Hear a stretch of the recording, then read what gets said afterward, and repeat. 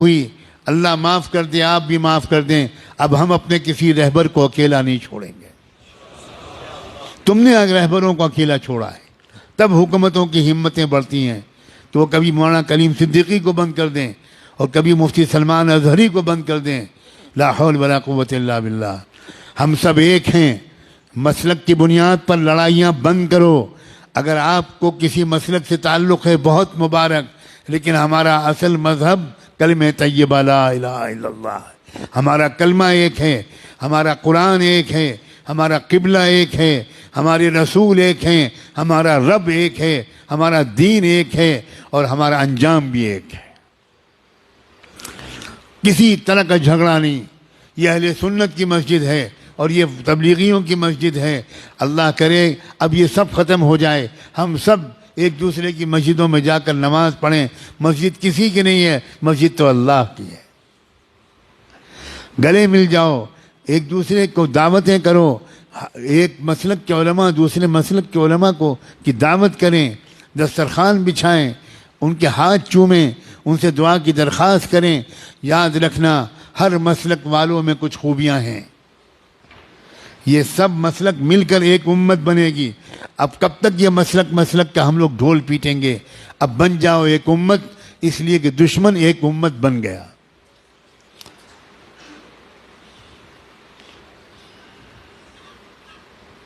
قرآن نے اعلان کیا ہے والذین کفروا بعضهم اولیاء بعض الا تفعلوه تکن فتنة فی الارض وفساد کبیر۔ کفر کی طاقتیں ایک امت بن گئیں، ایک قوم بن گئیں، ایک جماعت بن گئیں، ایک سنگٹھن بن گئیں، ایک تحریک بن گئیں۔ آپس کے اختلافات انہوں نے ختم کر کے ایک ہو گئے وہ تمہارے خلاف۔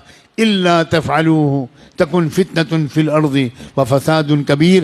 اگر تم بھی ایک نہیں بنو گے، اگر تم ایک دوسرے کے مددگار نہیں بنو گے، تو یاد رکھنا تمہاری اس بدماشی کی وجہ سے، تمہاری اس بدفعلی کی وجہ سے پوری دنیا میں فی الارض فتنة و فساد کبیر، بہت بڑا فتنہ و فساد پھیلے گا تمہاری پھوٹ کی وجہ سے۔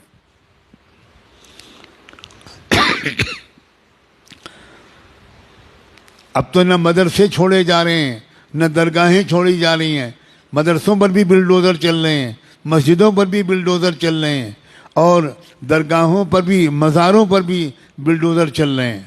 واہ واہ واہ واہ۔ اب بھی امت ایک نہیں ہوگی، اب بھی درگاہیں اور مزاریں والے الگ رہیں گے اور مدرسے والے الگ رہیں گے۔ اب تو بھائی خدا کے لیے اب تو ایک ہو جاؤ، ایک ہو کر مضبوطی کے ساتھ ایک طاقت بنو، اور اس بات کی عادت ڈالو کہ جب یہ میرے جیسا کوئی کہنے والا یہ بات کہے تو جس مجمع کے سامنے کہے اس مجمع میں سے کم 50% لوگ وہ باقاعدہ اپنے علاقے کے ذمہ داروں کے ساتھ آئیں، میرے پاس آئیں، میرے جیسے لوگوں کے پاس آئیں اور تفصیل پوچھیں کہ ہم اپنے ملک کو سنبھالنے کے لیے کیا کریں۔ نوجوانوں آؤ گے یا چوڑیاں پہنا دوں میں تم کو؟ میں چوڑیاں بھیجوں؟ میں سچ کہتا ہوں میرا دل بہت دکھا ہوا ہے، بہت دکھا ہوا ہے۔ اور مال والوں اپنے مال کو شادیوں میں خرچ کرتے رہو گے؟ بتاؤ، جواب دو۔ شادیوں میں خرچ کرو گے یا قوم کی حفاظت کے لیے خرچ کرو گے؟